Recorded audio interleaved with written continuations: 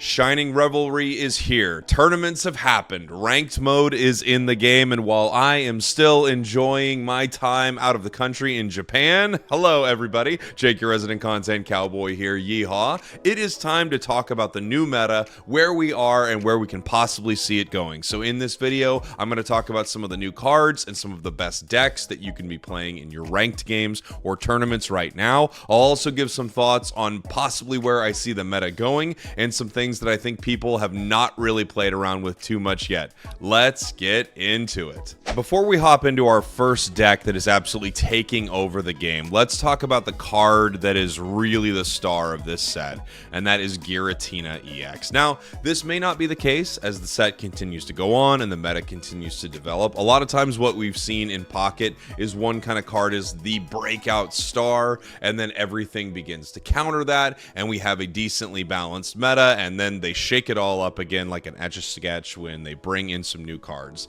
This card feels like the star of the set. Giratina able to generate its own energy, which is unbelievably powerful. A strong attack dealing 130 damage, a decent HP pool at 150. It's a basic Pokemon. It just has so many things going for it, right? One of the amazing things about Giratina is there are so many turns in Pocket where attacking is irrelevant. Attacking is most relevant when you are able to one-hit KO something extremely powerful on the other side. It's even more relevant when that is an EX Pokemon that you're able to KO, which Giratina, alongside cards like Red and things like that, can set up some huge plays. So, on many turns, when you don't need to attack, generating extra energy is unbelievably powerful. Now, you have to forego attacking completely to generate Giratina's extra energy, but again, that isn't the huge drawback some might think, because what matters so much more than hitting something for, some damage is something getting KO'd and you achieving 1 or 2 points. That's why I think Giratina has just been so powerful. A lot of what is powerful oftentimes in Pokemon Pocket is something that can ramp up or create its own energy. We've seen that with Magnezone, we see that here with Giratina, you see that in a Charizard Moltres deck where Moltres is able to generate energy, and on and on and on. Generating energy, essentially giving you more turns than you had previously energy-wise, is extremely good. Now let's talk about a couple of the decks that Giratina has been incredibly powerful in. Let's talk about this deck from M-Forced CM that did incredibly well in Ursi Days tournament. Shout out to Ursi for always putting on one of the biggest events of the entire week for Pocket.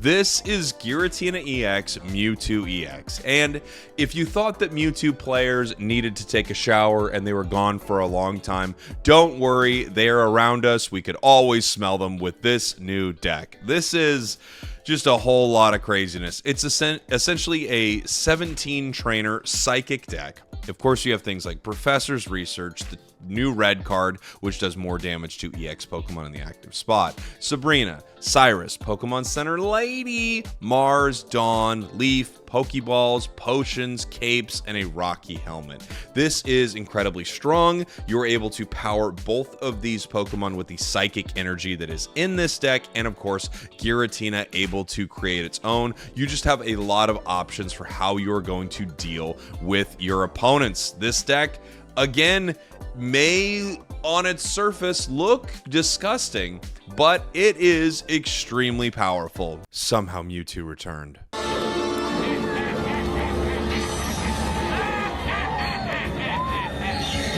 Hello, Mewtwo. Wiggins fans. How you doing?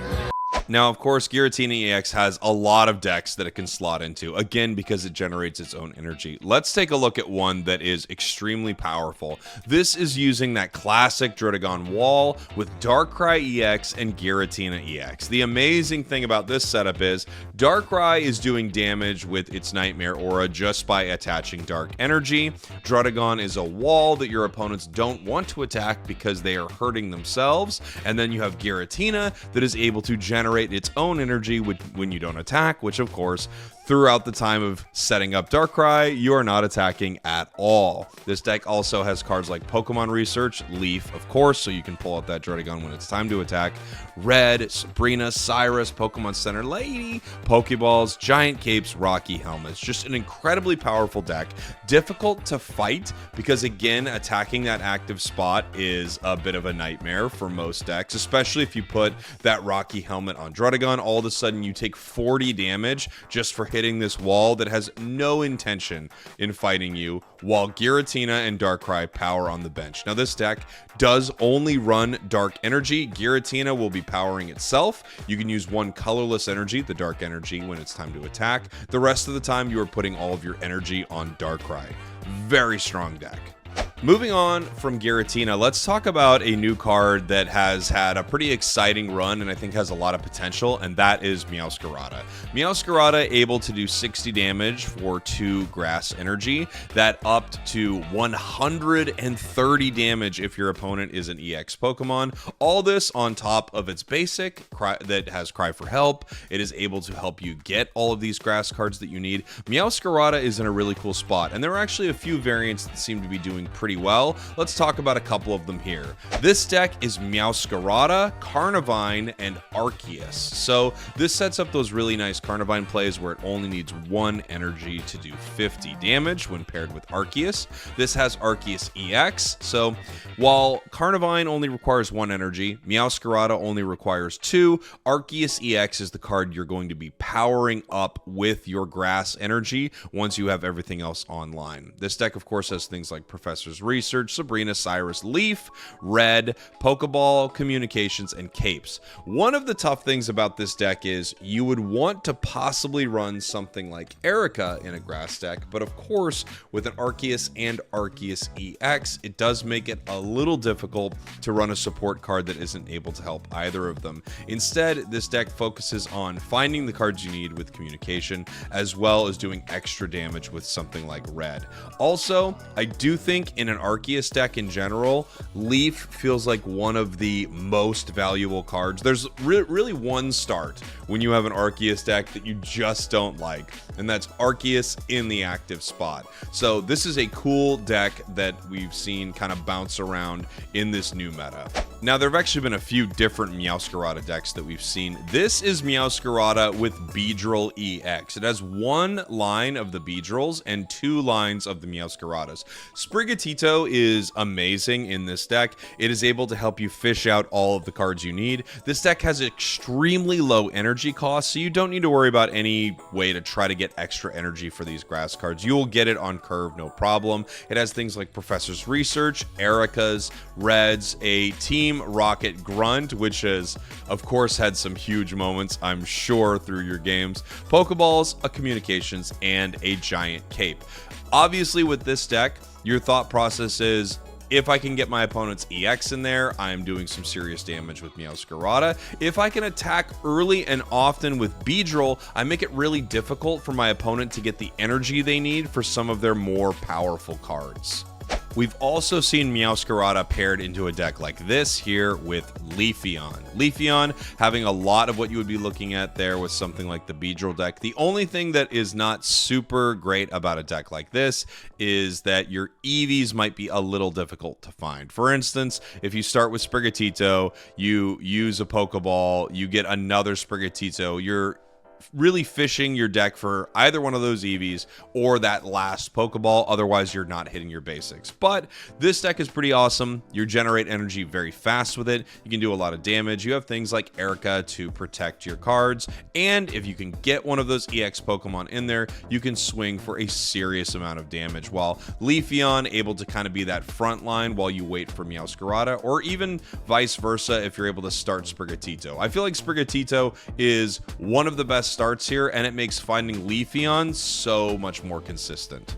Now, I told you in this video that I was going to talk about some cards that I think have some real potential, but we haven't fully seen them realize it yet, and that is Pikachu EX. Pikachu EX is a pretty solid card. 120 HP is low, however, 150 damage for only 3 energy on a basic Pokemon is extremely solid, and with something like Red, you are dealing with almost everything in the roster with this card. The rest of the deck that we're going to look at here is a variation with Pachirisu and the Magneton Magnezone combination. The nice thing about this combination is, of course, you are running lightning energy, which powers up everything here. So not only does Magneton get its own lightning energy, but you can continue attaching with Magnezone, while we have the new lightning energy battery in Pachirisu. I saw this version of this deck created by a player named Little Mango, and I think this is a solid look at it. This has Magnemite, the Genetic Apex Magneton, and then the Magnezone that we all know from the Spacetime Smackdown set. A couple Pachirisus, one Pikachu EX. I could see other decks running multiple copies of the Pikachu EX here, but of course, you're running out of deck slots at some point. We have Professor's Research, Cyrus, Sabrina, Red, Pokeballs, an X-Speed, a Pokemon Communication, and a Rocky helmet here for this deck. I think there are a lot of different variations that we could see of this Pikachu, and I do wonder if this will start to become a real option as this set matures. It's going to be exciting to see if we see more Pikachu, and it's funny because now we're seeing Magnezone generate, its own energy, but in a deck that also provides energy for it. It's been a long time since we've actually seen Magnezone in a deck that is a lightning deck. Moving on from our lightning decks, I want to talk about this card, Wugtrio EX, and this deck we're going to be taking a look at right here. There have been a few Wugtrio decks to put up some decent tournament results, and I think they're always going to be a little inconsistent, of course. This is from Xkey. This is Wugtrio EX, Manaphy, Palkia. This has cards, of course, like Dawn, Irida, Professor's Research, Iono, Pokeball, X-Speeds, Pokemon Comms, and a Giant Cape. The interesting thing about this deck is we have no Misty. With so many unbelievably good water cards, we actually are not relying on Misty for that extra energy generation. Instead, just trying to make sure we can get our Pokemon and then power them up with Manaphy, doing either huge single target damage with Dimensional Storm, or having Wugtrio head on out there and pop out throughout, dealing some surprising amount of damage. I don't know if we're going to see super competitive Wugtrio EX decks, but I did see a few of them running around, and I thought it would be pretty cool to highlight them here.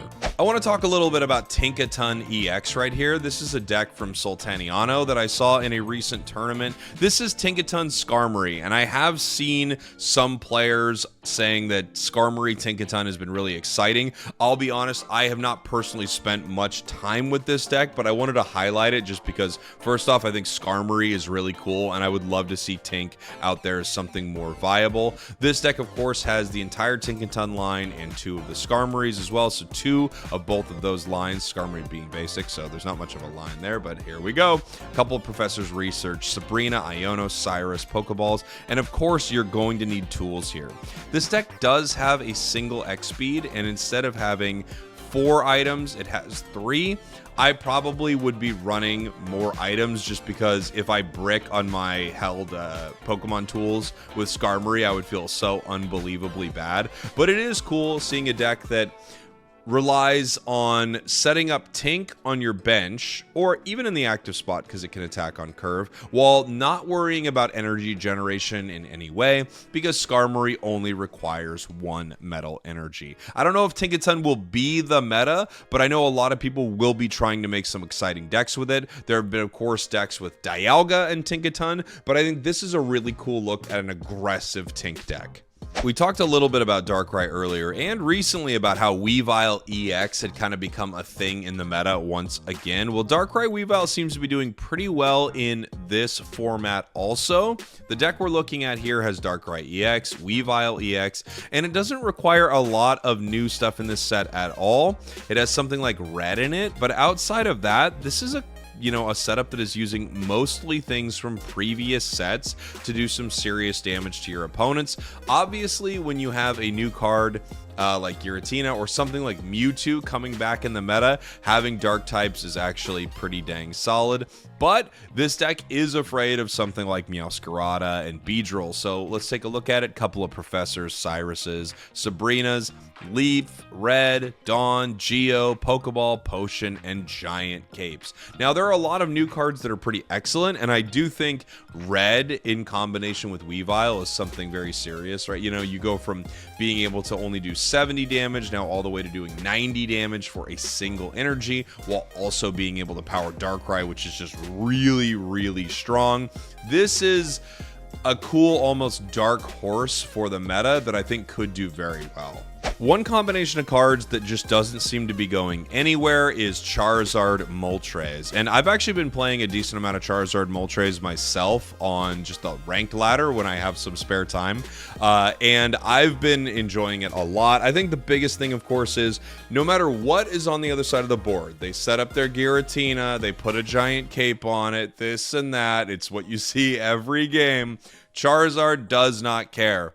Your giant cape means nothing to Charizard because Crimson Storm does 200 damage. Yes, this deck is using the old Charizard. I think there could be some options for new Char, but it really does feel like what's most important for the Charizard deck is getting Charizard online so that it can do the 200 damage, because essentially outside of a couple very, interesting niche interactions, nothing can survive Crimson Storm. This deck has two of the old Charmanders and a new Charmeleon, old Charmeleon. I think I like the new Charmander just better personally. However, you do have a little more burst damage on the old Char, so I understand that. There are some turns where you just kind of brick and Char could attack. To be fair though, to this deck that we're looking at right here, there are also many situations where that damage is kind of irrelevant. You have the option between either Charmeleon here. A lot of times Charmeleon is doing nothing, but if you happen to have the old Charmeleon in the active spot, the energy on it can do a little more damage. Charizard and Moltres. We also in this deck have a Sky Shaman. So the variation that I've been playing has been using the Grass Shaman just for some healing and something that you can swap around on the bench. Sky Shaman, however, given that Charmander is something you don't want in the active spot and it's basic, and Moltres is something you want to pull from the active spot, also being basic, this card has amazing utility. You're just able to lower your retreat cost by 1 for both of those cards and set up more consistent plays. This has a couple of Professor's Research, a Sabrina, 2 Pokeballs, 2 Potions, 2 Communications. Of course, when you're running stage 2s, you really need to make sure you get the right card online, an X-Speed, and a Cape. Now, I know you might be thinking, boy, I would really like a Cyrus in this deck, and I do agree with you. Part of me thinks I would like more giant capes also in this deck at different times. One of the toughest things with a Char deck is you often haven't done any damage to the Pokemon you are looking to KO until you are out there fighting and swinging for 200 damage apiece with Crimson Storm. I also personally really love Dawn in a deck like this to get some energy up to Moltres. However, I have noticed that there are less points in this meta where I feel like that shocking amount of 70 damage early is actually super relevant. At least me, and this is just only my experience, and I've not been able to grind ranked for days like some of you have been able to here while I've been away. I've actually just found that I'm running into so much Giratina, so much Darkrai Giratina I feel like I run into almost every other game, and there are lots of times where I haven't found the 70 damage to be that useful, or I run into Giratina Mewtwo or something like that, and it just takes multiple turns for the 70 to do anything, and it would have been better to power up Char. Anyway, I wanted to highlight this deck because I really do think Char is one of those, if anything's going crazy, whatever is going on, there will always be a place for a card that does 200 damage, getting rid of anything on the roster. Shout out to Flipsicle, who showed off this deck in a recent tournament. I think there's definitely still room in the meta for something like Manaphy Palkia with Origin Form Palkia, but Gyarados has also been doing quite well. This is Gyarados with a Manaphy and Origin Form Palkia setup that did very well in the recent Ursi Day tournament.